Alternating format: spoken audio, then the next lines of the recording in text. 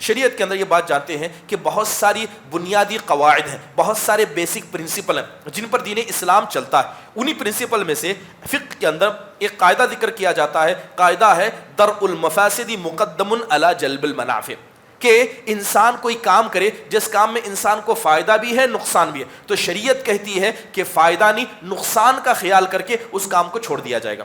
کیا کہا جاتا ہے؟ ایک کام ہے جس میں فائدہ بھی ہے، جس کے کرنے میں نقصان بھی ہے، تو شریعت نقصان کو زیادہ طاقت دیتی ہے، لہذا جس کام میں نقصان ہے اگرچہ فائدہ کیوں نہ ہو اس کام کو کرنا اور اس کام کو چھوڑنا ہی زیادہ بہتر ہے. اللہ تعالیٰ کہتا ہے وَلَا تَسُبُّوا الَّذِينَ يَدْعُونَ مِن دُونِ اللَّهِ فَيَسُبُّوا اللَّهَ عَدْوًا بِغَيْرِ عِلْمٍ، کہ جو لوگ غیر اللہ کی عبادت کرتے ہیں ان کے خداؤں کو تم گالی مت دو، اگر ان کے خداؤں کو گالی دو گے تو وہ بغیر علم کے اللہ کو گالی دیں گے. اب دیکھیے کہ مشرکین کے بت یہ ناحق ہے، ان کے اندر ہزاروں کمزوریاں، لیکن جب بھی کوئی مشرک سامنے آئے اللہ تعالیٰ نے منع فرمایا کہ انہیں گالی نہ دی جائے. کیوں نہ دی جائے؟ کہ وہ لوگ نادان ہیں، انجان ہیں، حقیقت میں ان کے معبودات گالی کہیں یا دنیا کی ہر کمزوری کے حقدار ہیں، لیکن پھر بھی یہاں نقصان کا خیال کرتے ہوئے کہا گیا کہ اگر تم ان کے خداؤں کو گالی دو گے پلٹ کر وہ اللہ کو گالی دیں گے، لہذا شریعت اسلامیہ نے اس بات سے کرنے سے منع فرما دیا.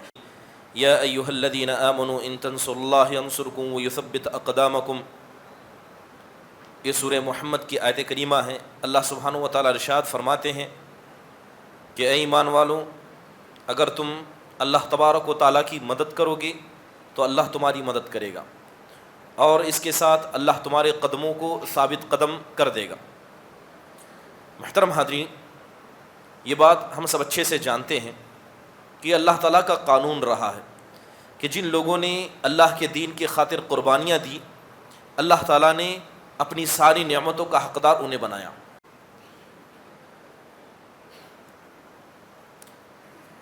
السلام علیکم ورحمۃ اللہ وبرکاتہ. حامدا و مصلیا اما بعد، اعوذ باللہ من الشیطان الرجیم، بسم اللہ الرحمن الرحیم.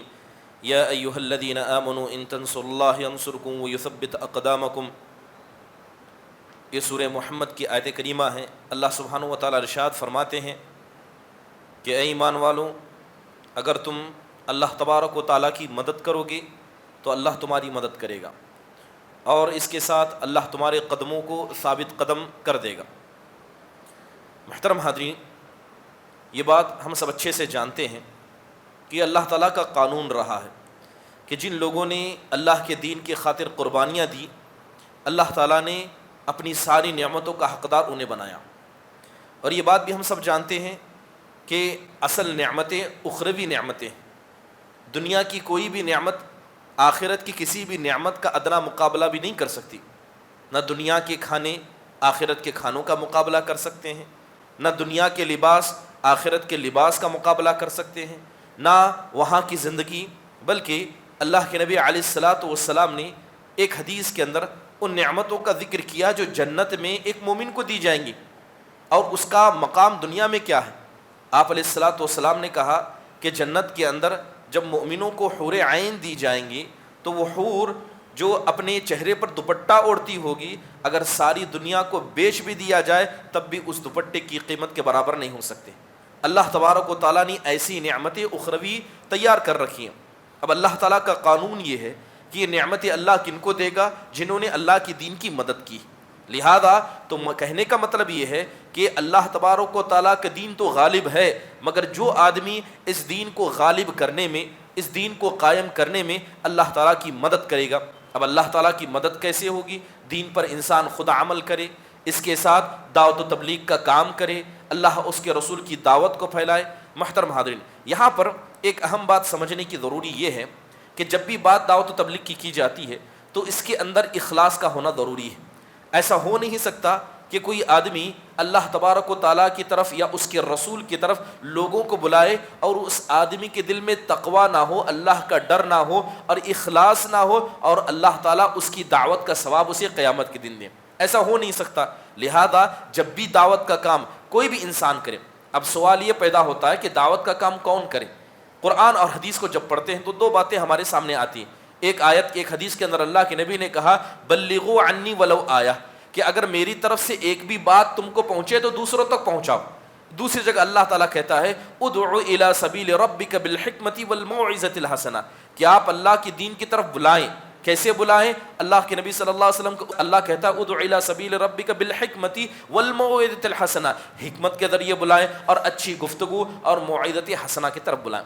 بات اگر ایک عام آدمی کی جائے، جو آدمی اتنا علم رکھتا ہے جتنا ایک عام مسلمان کو رکھنا چاہیے، تو اس کے لیے تبلیغ ہے.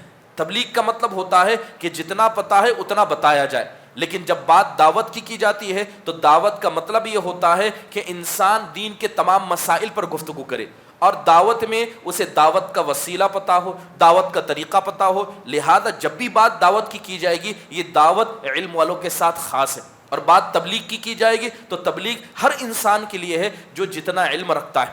تو گویا مطلب یہ ہے کہ انسان کو جتنا بنیادی علم ہے آپ اپنے ارد گرد انسان کو بتا سکتے ہیں. لیکن جب بھی دعوت کی بات کی جائے تو اللہ نے دعوت میں سب سے پہلے حکمت کو آگے رکھا. اور یہ حکمت کیا ہے؟ یہ علم اور دین کی سمجھ، ان دونوں کو ملنے کے بعد انسان کے پاس حکمت آتی ہے. سب سے پہلے دین کا بنیادی علم ہو، پھر اس کے بعد دین کی سمجھ ہو، اور جب انسان کو مل جائے تب اسے حکمت پتہ ہوتی ہے. اور اللہ تعالیٰ نے دعوت اللہ کے لیے حکمت کا لفظ استعمال کیا.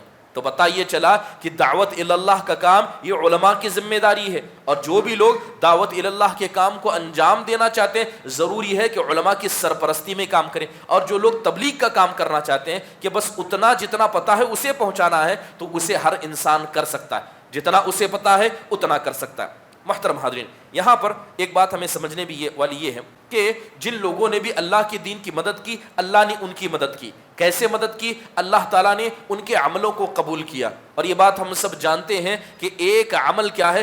دوسرے اچھے عمل کا دروازہ ہے. یہ پہلی بات ہوئی. دوسری بات، جب بھی لوگ اللہ تعالیٰ کے دین کی مدد دعوت اللہ کے ذریعے کرتے ہیں یا عمل کے ذریعے کرتے ہیں، اللہ تعالیٰ نے قرآن و حدیث میں وعدہ کر کے رکھا ہے کہ اللہ ایسے لوگوں کی حفاظت کرتا ہے، اللہ تعالیٰ ان کا نگہبان بن جاتا ہے. جب حدیثوں کو پڑھتے ہیں تو بے شمار قصے ہمیں پتہ چلتے ہیں. خود اللہ کے نبی علیہ الصلاۃ والسلام کی ہجرت کا قصہ. آپ نے ہجرت کیوں کی؟ آپ نے مکہ کو کیوں چھوڑا؟ آپ نے اپنا دھن، جائیداد، دولت اور اہل خانہ، خاندان والوں کو کیوں چھوڑا؟ صرف اللہ کی خاطر چھوڑا. اور یہی مقصد تھا. آپ مقصد میں پاک تھے اور آپ علیہ الصلاۃ والسلام کی دعوت بھی خالص تھی. لہذا جب آپ ہجرت کے لیے نکل رہے تھے تو اللہ تعالیٰ نے آپ کی کیسی غیبی مدد فرمائی بے شمار جگہ پر. سب سے پہلے یہ کہ مشرکین مکہ کی ایک بڑی فوج نبی صلی اللہ علیہ وسلم کے گھر کے باہر پہنچ گئی. اللہ تعالیٰ نے ان کی آنکھوں کو اندھا کر دیا. آپ ان کی نگاہوں کے سامنے سے نکل گئے. آپ گئے اور جا کر غار میں اللہ کے نبی نے 3 دن پناہ لی. مشرکین کو پتا تھا کہ مکہ کی طرف جانے والے راستے کون سے، لہذا ان راستوں پر گھات لگا کر بیٹھے ہوئے تھے. اللہ تعالیٰ نے کیا ہے، مشرکین کو ان راستوں سے روک دیا. اللہ کے نبی غار میں موجود ہیں، یہاں تک کہ مشرکین کا قافلہ اس غار تک جا پہنچا اور غار کے دہانے منہ تک مشرکین پہنچ گئے. حضرت ابو بکر گھبراتے ہوئے کہتے ہیں اے اللہ کے نبی، اگر یہ جو اوپر کھڑے ہیں اگر ایک انسان بھی اگر نیچے جھانک کر دیکھ لے گا وہ ہم کو پکڑ لے گا. اللہ کے نبی علیہ الصلاۃ والسلام کہتے ہیں، اللہ تعالیٰ کہتا ہے ما ظنک باثنین اللہ ثالثہما. اللہ کے نبی نے حضرت ابو بکر سے کہا اے ابو بکر، ان 2 لوگوں کے بارے میں تمہارا کیا کہنا ہے جو غار میں پھنسے مگر تیسرا جن کا اللہ تعالیٰ، جن کا تیسرا اللہ ہے. اللہ کی مدد ہے، گھبرانے کی ضرورت نہیں ہے. لہذا اللہ تعالیٰ نے آپ کی مدد فرمائی. آپ وہاں سے نکل پڑے یہاں تک کہ سراقہ بن مالک بن جعشم الدغنہ، انہوں نے آپ کو پکڑ لیا تھا، نبی صلی اللہ علیہ وسلم کو پکڑ لیا. مگر اللہ کے نبی علیہ الصلاۃ والسلام کہتے ہیں کہ جیسے سراقہ بن مالک رضی اللہ عنہ جب ابھی مسلمان نہیں ہوئے تھے، ان کے گھوڑے کے پیر زمین میں دھس گئے. بار بار اللہ کے نبی سے فریاد کی، اللہ کے نبی نے دعا کی. اللہ کے نبی بچتے بچاتے کیا ہے، مدینۃ المنورہ آرام سے پہنچ گئے اور اللہ تعالیٰ کی کفالت میں پہنچ گئے. ایسے ہی کئی صحابہ تھے، جب انہوں نے دعوت کا کام کرنا چاہا، اللہ کی دین کو مدد پہنچانا چاہا تو اللہ نے غیبی انداز سے ان کی مدد کی. حضرت عاصم بن ثابت الازدی رضی اللہ عنہ کا قصہ آپ نے سنا ہوگا. اللہ کے نبی نے 10 صحابہ کو، جن کا سردار حضرت عاصم بن ثابت الازدی رضی اللہ عنہ کو بنایا گیا تھا، اللہ کے نبی نے ایک کام کے لیے بھیجا، ایک مہم کو انجام دینے کے لیے بھیجا. جب وہ وہاں پہنچے تو مشرکین کا ایک قافلہ ان کے تعاقب میں تھا. جس جگہ سے یہ گزرے اسی جگہ سے کیا ہے مشرکین کا قافلہ گزرا، انہیں سمجھ میں آیا کہ یہاں سے کچھ نہ کچھ لوگ گزرے ہیں، لہذا اس وقت سازشیں چل رہی تھی، لہذا مسلمانوں کی طرف سے کافروں کی طرف سے برابر ایک دوسرے کا تعاقب چل رہا تھا، یہاں تک کہ یہ ساروں کے سارے 10 صحابہ پکڑے جاتے، پہاڑ کی چوٹی پر تھے، مشرکین چاروں طرف سے گھیر لیتے اور کہتے ہیں کہ آپ نیچے اتر آئیں ورنہ ہم یہیں سے تیر برسا کر آپ کو ہلاک کر دیں گے۔ اب جو صحابہ اکرام تھے آپس میں مشورہ کرتے ہوئے کہتے ہیں کہ کیا کرنا چاہیے؟ تو صحابہ نے مشورہ کیا کہ ہم ان کے ہاتھوں میں نہیں جائیں گے، ہم مشرکین کے ہاتھ میں اپنی جانوں کو نہیں دے سکتے، لہذا ان لوگوں نے لڑنے کا ارادہ کیا۔ تقریباً اکثر صحابہ تیر سے کیا ہے زخمی ہو کر وہیں پر انتقال کر گئے۔ 3 صحابہ پکڑے گئے جس میں حضرت خبیب بھی تھے، جن کو بعد میں مکہ میں لایا گیا اور جن کو بعد میں سولی پر چڑھا دیا گیا۔ اس میں حضرت عاصم بن ثابت کہتے ہیں میں نے اللہ تعالیٰ سے ہاتھ اٹھائے، دعا کرنے لگا، اے اللہ تعالیٰ یہ جو معاملہ ہمارا ساتھ ہوا ہے، اے اللہ تو اپنے نبی تک اس خبر کو پہنچا دینا۔ کیا دعا کی؟ اے اللہ نبی تک خبر کو پہنچا دینا، اے اللہ میں نے تیرے دین کے خاطر یہ ارادہ کیا ہے کہ میرا جنازہ چاہے میں زندہ رہوں یا مر جاؤں ان مشرکین کے ہاتھ میں کبھی نہ لگوں، میں کبھی نہ لگوں۔ یقیناً اسی تیر اندازی میں حضرت عاصم بن ثابت بھی انتقال کر جاتے ہیں۔ مشرکین مکہ جب اوپر چڑھتے ہیں، ان کے جنازے کے قریب جاتے ہیں تو کیا دیکھتے ہیں کہ بہت ساری شہد کی مکھیوں نے انہیں گھیر لیا، شہد کی مکھیوں نے گھیر لیا۔ اچانک بارش ہونے لگی تو مشرکین نے کہا کہ بارش سے مکھیاں اڑ جائیں گی، بعد میں ہم ان کو پکڑیں گے اور ان کی گردن کو کاٹ کر کے مکہ میں لے جائیں گے، مگر اتنی موسلا دار بارش ہوئی کہ اس بارش میں وہ جنازہ بہہ گیا، پتہ نہیں وہ کہاں چلا گیا۔ اللہ تبارک و تعالیٰ نے اپنے نبی کو خبر کیا کہ اللہ تعالیٰ نے آپ کے ساتھیوں کے ساتھ کیا معاملہ طے کیا، مشرکین نے کیا کیا۔ محترم حاضرین، یہی اللہ کے دین کی مدد ہے۔ جو آدمی اللہ کی دین کی مدد کرتا ہے اللہ سبحانہ و تعالیٰ اس کی مدد کرتا ہے۔ کتنے ایسے صحابہ تھے، بات اگر رمضان کی جائے، رمضان المبارک کے اندر غزوہ بدر لڑی گئی تھی، یہی رمضان کا مہینہ غزوہ بدر ہوئی تھی۔ اسی طرح جالوت و طالوت کا قصہ، حضرت داؤد علیہ السلام کی لڑائی اسی رمضان میں ہوئی تھی، اور ایسی ہی رمضان کے کئی ایسے مقامات ہیں جن میں بڑی بڑی لڑائیاں ہوئی، جن میں صحابہ اکرام نے ثابت قدمی دکھائی۔ اسی طرح ایک قصہ حضرت عبداللہ بن حرام رضی اللہ عنہ کا آتا ہے، جب پتا چلا کہ اللہ کے نبی علیہ السلام نے لڑنے کا ارادہ کیا ہے، آپ آگے بڑھے ہیں، گھر سے غسل کر کے نکلے۔ یہ چاہتے تھے اور جانتے تھے کہ اس لڑائی میں مجھے شہید ہونا ہے، اس لڑائی میں مجھے اللہ سے ملاقات کرنا ہے، اب کوئی چیز نہیں ہے۔ گھر سے غسل کرتے ہیں، بڑے چاق و چوبند ہو کر نکل جاتے ہیں، یہاں تک کہ جب جنگ کے میدان پر پہنچتے ہیں تو اپنے بیٹے جابر رضی اللہ عنہ کو، جن اکثر حدیث میں جابر بن عبداللہ کہا جاتا ہے، یہی جابر بن عبداللہ بن حرام رضی اللہ عنہ تھے، تو عبداللہ بن حرام اپنے بیٹے جابر کو بلاتے ہیں اور کہتے ہیں کہ دیکھو مجھے پوری امید ہے کہ اس لڑائی میں شہید ہو جاؤں گا، لہذا میرے بعد میرے قرضے کو ادا کر دینا، میرے بعد میں نے تمہارے اوپر 7 بہنوں کو، بعض روایتوں میں 9 کا ذکر آتا ہے، ان کو چھوڑا ہے، ان کی کفالت کرنا، ان کی اچھی جگہ شادی کرنا، مجھے امید ہے کہ اس جنگ میں شہید ہو جاؤں گا۔ اللہ تعالیٰ نے ان کی اس نیت کو قبول کیا، جنگ شروع ہو جاتی ہے اور فوراً شہید ہو جاتے ہیں، بلکہ ان کے ساتھ مثلا کیا گیا۔ مثلا کا مطلب ہوتا کہ جب انسان شہید ہوتا اس کے ناک کو، اس کے کان کو، اس کے ہونٹ کو، اس کے گال کو، اس کے جسم کے اکثر حصوں کو کاٹ کر، یہاں تک کہ پیٹ کو چیر کر، کلیجہ، دل سب نکال کر، یعنی ایک مردے کے ساتھ جتنی بے حرمتی کی جا سکتی ہے وہ سب کی جاتی تھی، اسے مثلا کہا جاتا تھا۔ حضرت حمزہ کے ساتھ ایسا مثلا کیا گیا اور حضرت حضرت عبداللہ بن حرام رضی اللہ عنہ کے ساتھ مثلا کیا گیا۔ جب ان کے جنازے کو لایا گیا، جسم کے چہرے کے ہر حصے کو کاٹ دیا گیا تھا، اللہ کے نبی علیہ السلام تھے، آپ نے کپڑا ڈھکنے کا حکم دیا اور منع کیا کہ کپڑا نہ نکالا جائے۔ حضرت جابر آئے، ان کے فرزند آئے اور آ کر کپڑا ہٹانا چاہا تو صحابہ نے منع کیا اور کہا کہ تمہارے والد کے ساتھ ایسا کیا گیا ہے کہ تم اسے دیکھ نہیں پاؤ گے۔ حضرت جابر پھوٹ پھوٹ کر رونے لگے۔ اللہ کے نبی علیہ السلام حضرت جابر کی طرف دیکھنے لگے، آپ خاموش ہو گئے۔ جب سب کی تدفین وغیرہ ہو گئی تو آپ نے دیکھا کہ جب اللہ کے نبی لوٹ رہے تھے تو حضرت جابر بڑے غمگین انداز میں بیٹھے تھے۔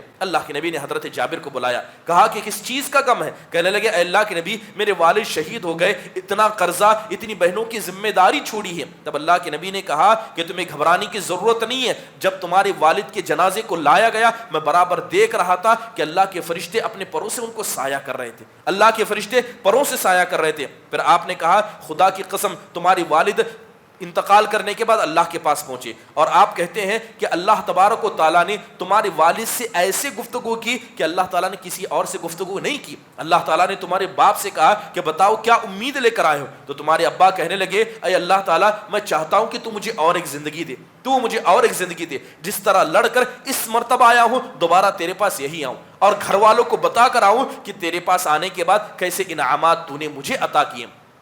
اللہ کے نبی علیہ الصلوۃ والسلام کہتے ہیں کہ اللہ تعالیٰ نے کہا کہ یہ اللہ کا قانون ہے کہ جو ایک بار اللہ کے پاس چلا جاتا ہے اسے لوٹا کر دوبارہ بھیجا نہیں جاتا ہے. محترم حاضرین, یقیناً یہ صحابہ اکرام کی ہستیاں تھیں. کتنے ایسے صحابہ تھے جو اللہ تعالیٰ کی خاطر جنہوں نے اپنی جانوں کو قربان کر کے رکھا تھا. شداد بن ہادی رضی اللہ عنہ ایک صحابی کا ذکر کرتے ہیں کہ ایک اعرابی اللہ کے نبی کے پاس آیا اور آ کر کہنے لگا اے اللہ کے نبی علیہ الصلوۃ والسلام میں آپ کے ساتھ جنگ میں شریک ہونا چاہتا ہوں. اللہ کے نبی علیہ الصلوۃ والسلام نے اجازت دی. جس جنگ میں آپ تھے اس جنگ کو اللہ کے نبی نے جیت لیا. جب جیت لیا تو غنیمت کا مال آیا, غنیمت کا مال آیا تو اللہ کے نبی نے غنیمت کے مال کو صحابہ میں بانٹنا چاہا, تو لہذا جو اعرابی آپ سے لڑنے کے لیے آیا تھا اللہ کے نبی نے اس کے پاس بھی غنیمت بھیجی. جب اس کے پاس غنیمت کا مال آیا تو کہا کہ یہ کیا ہے, کہا گیا کہ اللہ کے نبی نے دیا ہے کیونکہ تم لڑائی میں شریک تھے. وہ غنیمت کا مال لے کر سیدھے اللہ کے نبی کے پاس آئے اور آ کر کہنے لگے اے اللہ کے نبی خدا کی قسم اس مال کی خاطر میں نے لڑائی نہیں کی تھی, یہ مجھے نہیں چاہیے, میں چاہتا ہوں کہ یہاں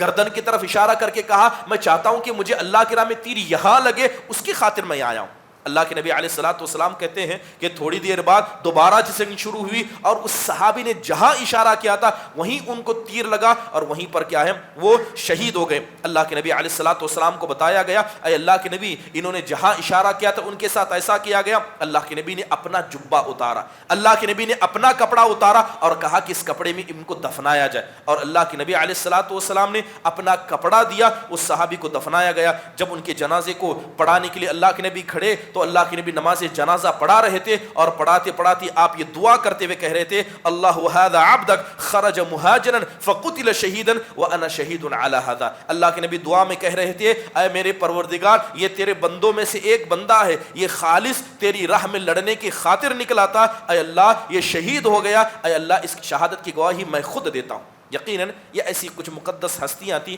جنہیں اللہ تبارک و تعالیٰ نے اپنی عبادت کے لیے یا دین کی مدد کے لیے چنا تھا, اور جسے اللہ نے دین کی مدد کے لیے چنا یقیناً ایسے لوگ کامیاب ہو گئے. محترم حاضرین, اس کے بعد جب اس پارے کا مکمل خلاصہ کرتے ہیں تو چند بڑی اچھی باتیں پتہ چلتی ہیں. جب پارے کو پڑھتے ہیں تو ایک اہم بات ایک دین اسلام کا شریعت کا ایک بڑا پیارا قاعدہ سمجھ میں آتا ہے. شریعت کے اندر یہ بات جانتے ہیں کہ بہت ساری بنیادی قواعد ہیں, بہت سارے بیسک پرنسپل ہیں جن پر دین اسلام چلتا ہے. انہی پرنسپل میں سے فقہ کے اندر ایک قاعدہ ذکر کیا جاتا ہے, قاعدہ ہے درء المفاسد مقدم علی جلب المنافع, کہ انسان کوئی کام کرے جس کام میں انسان کو فائدہ بھی ہے نقصان بھی ہے, تو شریعت کہتی ہے کہ فائدہ نہیں نقصان کا خیال کر کے اس کام کو چھوڑ دیا جائے گا.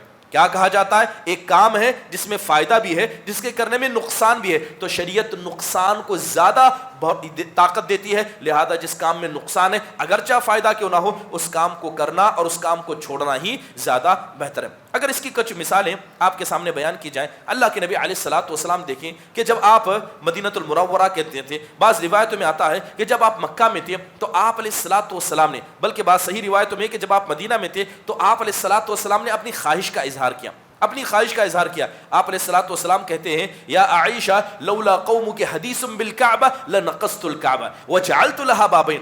اللہ کے نبی کہتے ہیں اے عائشہ اگر یہ تمہاری قوم کے لوگ یعنی مشرکین مکہ جو صحابہ مسلمان ہوئے, اگر یہ صحابہ نئے نئے مسلمان نہ ہوتے تو پتہ ہے میں کیا کرتا. اللہ کے نبی اپنی خواہش بتا رہے ہیں, پتہ ہے میں کیا کرتا, میں کعبہ کو گرا دیتا.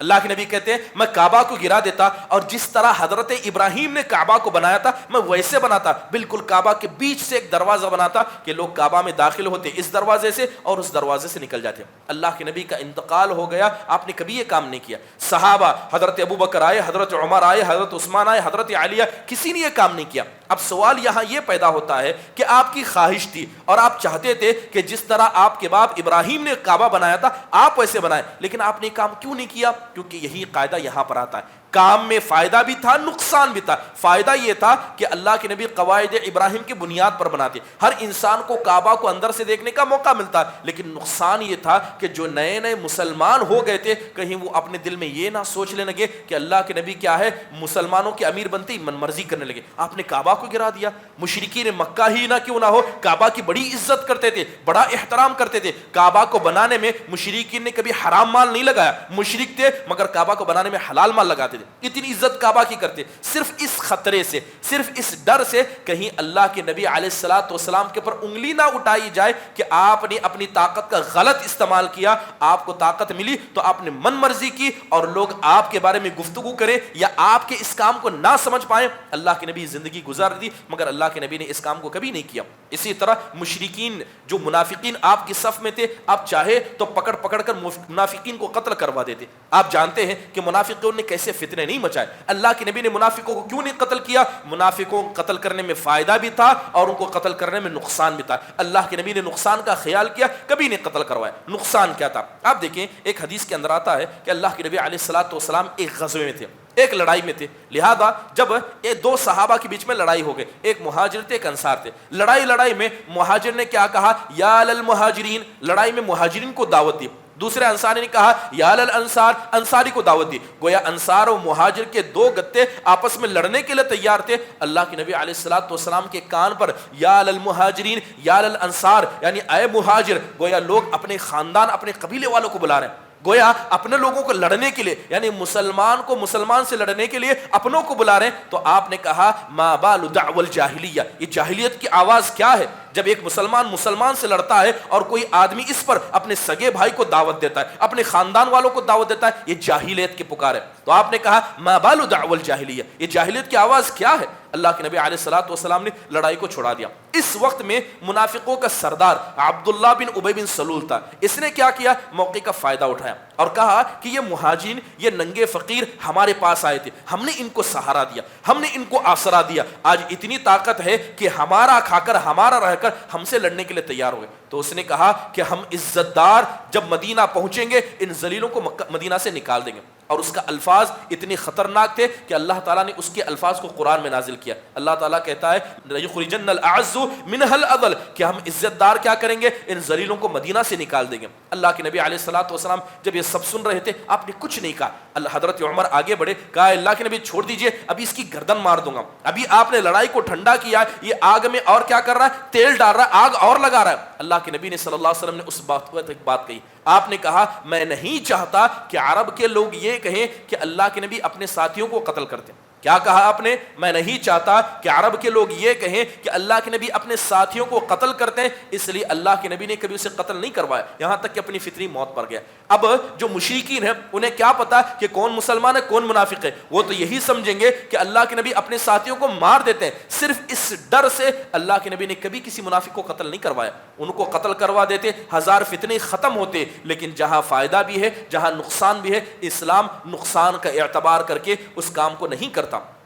یہی وجہ ہے کہ شریعت نے اس قاعدے کی بنیاد پر بہت سارے احکام بتائے۔ جیسے مثال کے طور پر آپ جانتے ہیں کہ قرآن میں خود اللہ نے غیر اللہ کے جو معبودات ہیں ان کی ہزاروں برائیاں بیان کی۔ اللہ کہتا ہے کہ اتنے کمزور ہیں کہ اگر مکھی ان کا کھانا لے کر بھاگ جائے تو یہ کھانے کو لوٹا نہیں سکتے، لیکن اس کے ساتھ اللہ مسلمانوں کو کیا حکم دیتا ہے کہ کوئی غیر آ جائے تو اس کے سامنے اس کی خدا کی برائی نہ کی جائے، جس کو وہ مانتا ہے اس کی برائی نہ کی جائے۔ اللہ تعالیٰ کہتا ہے وَلَا تَسُبُّوا الَّذِينَ يَدْعُونَ مِن دُونِ اللَّهِ فَيَسُبُّوا اللَّهَ عَدْوًا بِغَيْرِ عِلْمٍ، کہ جو لوگ غیر اللہ کی عبادت کرتے ہیں ان کے خداؤں کو تم گالی مت دو، اگر ان کے خداؤں کو گالی دو گے تو بغیر علم کے اللہ کو گالی دیں گے۔ اب دیکھیے کہ مشرکین کے بت یہ ناحق ہے، ان کے اندر ہزاروں کمزوریاں، لیکن جب بھی کوئی مشرک سامنے آئے اللہ تعالیٰ نے منع فرمایا کہ انہیں گالی نہ دی جائے۔ کیوں نہ دی جائے؟ کہ وہ لوگ نادان ہیں، انجان ہیں، حقیقت میں ان کے معبودات گالی کہیں یا دنیا کی ہر کمزوری کے حقدار ہیں، لیکن پھر بھی یہاں نقصان کا خیال کرتے ہوئے کہا گیا کہ اگر تم ان کے خداؤں کو گالی دو گے پلٹ کر وہ اللہ کو گالی دیں گے، لہذا شریعت اسلامیہ نے اس بات سے کرنے سے منع فرما دیا۔ چلیے اب اس قاعدے کو ابھی تطبیق دیتے ہیں، اس قاعدے کو ابھی سمجھا جائے. بار بار اعلان ہوتا ہے, کہا جاتا ہے کہ اپنے بچوں کی حفاظت کیجیے. بچوں کو مسجد میں کیوں لایا جاتا ہے؟ بچوں کو اس لیے لایا جاتا ہے کہ وہ تربیت دیکھیں, نماز کیسے پڑھتے ہیں, فائدہ ہے. لیکن دوسرا نقصان کیا ہے؟ یہی بچے مصلیوں کو ڈسٹرب کرتے ہیں, نماز کم پڑھتے ہیں اور نماز کے وقت میں باہر ہنگامہ کرتے ہیں. کام ہے جس میں فائدہ بھی ہے, جس میں نقصان بھی ہے. شریعت کا قاعدہ کیا کہتا ہے کہ جب فائدہ نقصان برابر ہو, نقصان کا اعتبار کیا جائے اور اس کام کو چھوڑ دیا جائے. تو درخواست ہے کہ جو بھی لوگ اپنے بچوں کو لاتے ہیں تربیت دے کر لائیں کہ یہ مسجد ہے, اس کا ادب, اس کا خیال کرنا چاہیے. اگر آپ کے بچے اتنے ادب والے نہیں ہیں تو انہیں مسجد نہ لانا یہ زیادہ بہتر ہے, کیونکہ ان بچوں کو تربیت دینے کے لیے مسجد میں لانا صحیح بات ہے. لیکن وہی بچے جب مصلیوں کو ڈسٹرب کریں یا مسلمانوں کی بدنامی کی وجہ بنے, بار بار اعلان کیا گیا کہ بچے طاق راتوں میں باہر گھومتے ہیں, ان کے گھروں کے باہر پتھر مارتے ہیں. ضروری ہے کہ ماں باپ خود پہلے تربیت یافتہ ہوں. جب ماں باپ ہی تربیت یافتہ نہیں ہوں گے, کہاں سے اپنی اولاد کو تربیت دے پائیں گے؟ اگر ہمارے بچے یا ہم مسلمانوں کہیں یا اہل حدیث جماعت کی بدنامی کی وجہ بنتے ہیں تو ایسے بچوں کو گھر میں رکھنا اور وہاں تربیت دینا, مسجدوں سے دور رکھنا یہ زیادہ بہتر ہے. کیونکہ جہاں فائدہ نقصان برابر ہو وہاں شریعت اسلامیہ ہمیشہ نقصان کا اعتبار کرتی ہے. اس قاعدے کو زندگی کے ہر مسئلے میں فٹ کیجیے. مثال کے طور پر دیکھا جائے دعوت و تبلیغ کا کام کرنے جا رہے ہیں, لیکن پتا چلا کہ کچھ تشدد پسند وہاں آ گئے, لیکن کچھ لوگ ہمارے جذبے کیا کہتے ہیں, اللہ تعالیٰ کی دعوت ہے, ڈرنا نہیں چاہیے, فائدہ نقصان اللہ دیکھے گا. کتنے ایسے نادان نوجوان تھے جنہوں نے دعوت تبلیغ کے نام پر کیا ہے بہت سارے فتنوں کو اپنے مرمول لیا. بہت سارے نوجوان جو دعوت و تبلیغ کا جذبہ رکھتے ہیں جاتے ہیں, پختہ علم نہیں ہے, پورا علم نہیں ہے, اچانک ایک اعتراض سامنے سے آ جاتا ہے, انسان کیا ہے اپنے دین پر شک کرنے لگ جاتا ہے. کتنے ایسے نوجوان جو دعوت کا جذبہ رکھتے ہیں بڑے بڑے لوگوں سے جا کر ڈسکس کرنے لگتے ہیں, بنیادی علم نہیں پتا, بنیادی معلومات نہیں پتا. جب دوسروں سے ڈسکس کرتے ہیں کوئی اعتراض آ جاتا ہے, کوئی شک و شبہ آ جاتا ہے, اس شک کو دور نہیں کر سکتے اور اپنے ایمان کو دھو بیٹھتے ہیں. محترم حاضرین, انسان کا دعوت و تبلیغ کرنا ضروری ہے, مگر اس سے زیادہ ضروری اپنے ایمان کی حفاظت کرنا ہے. لہذا اس قاعدے کو شریعت کے کئی مسائل پر کیا ہے فٹ کیا جا سکتا ہے. محترم حاضرین, اللہ تبارک و تعالیٰ نے اسی قاعدے کو کیا ہے بہت لمبے تفصیل کے ساتھ بیان کیا ہے. جیسے ابھی کورونا وائرس کی بیماری آئی تھی تو اسلام کا قاعدہ یہ ہے کہ انسان سب سے پہلے اپنی جان کی حفاظت کرے. جان سلامت تو دنیا سلامت ہے, لہذا جان کی حفاظت کی خاطر بار بار اعلان کیا گیا کہ کورونا کی بیماری پھیل رہی ہے, مسجد سے دور رہیں. جن لوگوں کو سال بھر مسجدوں سے تعلق نہیں تھا, کورونا میں ایمان جاگ گیا, مسجد میں آنے لگے. پتا ہے کہ حکومت کے لوگ مراقبہ کر رہے ہیں, پکڑے جائیں گے, مسجد بدنام ہوگی, جمعیت بدنام ہوگی, مسلمان بدنام ہوں گے, لیکن اس کے بعد بھی آتے تھے. ایسے لوگ اللہ اس کے رسول کے مخالف ہیں, اس شریعت کے قاعدے کی خلاف ورزی کرتے ہیں. جہاں مسلمانوں کا نام بدنام ہو اور جماعت کا نام بدنام ہو, آپ صحیح کام ہی کیوں نہ کریں, اس کام کو چھوڑنا زیادہ صحیح ہے. اللہ تعالیٰ سے دعا ہے کہ اللہ تبارک و تعالیٰ ہم میں سے سب مسلمانوں کو صحیح دین کو سمجھنے, صحیح دین کو پرکھنے اور اسی طرح اللہ اس کے رسول کی صحیح تعلیمات کو سمجھ کر اس پر عمل کرنے کی توفیق نصیب فرمائے. آمین. اقول قولی هذا واستغفر الله لي ولكم ولسائر المسلمين من كل ذنب فاستغفروه انه هو الغفور الرحيم.